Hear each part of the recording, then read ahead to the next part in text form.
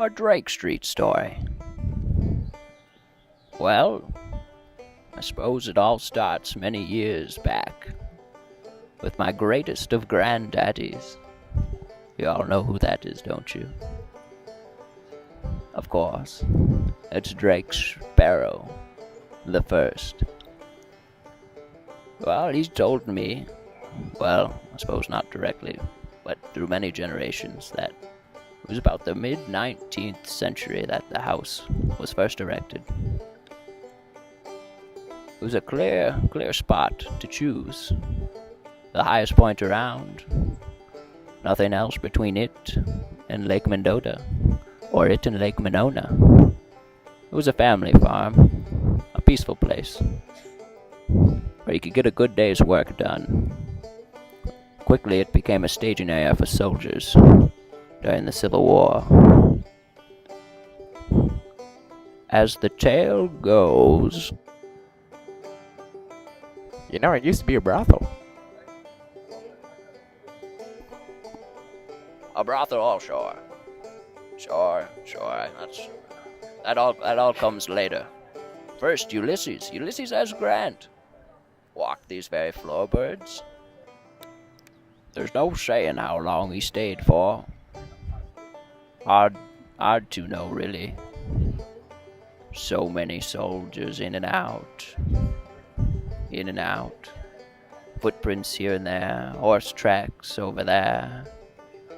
How's a bird to keep track of it all, truly, when I need to be looking around for my own subsistence? The beetles hadn't hatched yet that year, and it was coming on slow. Long winter. Oh, so Sir Finch might have a word on this subject. His granddaddy was there. So, they say it was a brothel way back in the Civil War times. They also say Ulysses S. Grant stayed here, but I don't know if I believe that or not. If only these walls could talk, right? So as time went by, the house started to change, get different faces, different people coming by.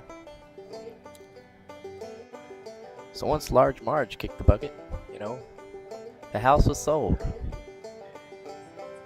A family, about 5 or so, moved in, 3 little kids running around, making all sorts of racket. But about that time, the face of the neighborhood was changing as well.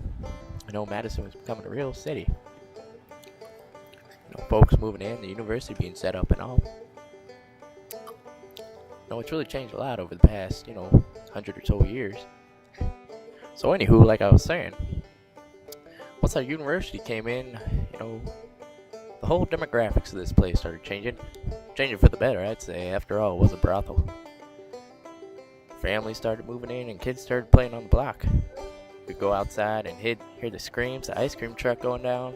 About that same time, the zoo moved in down the street. About 20 or so years ago, that's when the students started moving in, making a ruckus inside with their beer and their cigarettes on the porch. I've been watching them all from up here in my tree.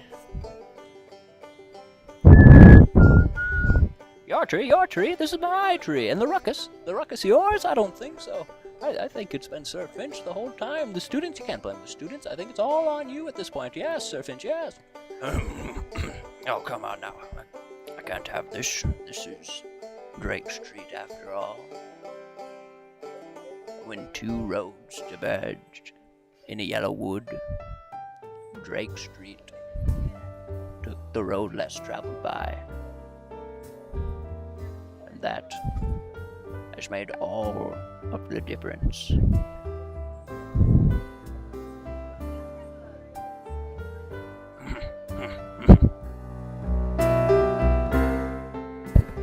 I want to thank Dwayne Howe and Roger Charlie for providing the inspiration for such a project through their insight into Drake Street lore. Thanks to the brilliance and mischievous character of Sir Finch, my dear friend Max Abramson finally found a role that truly hit its mark.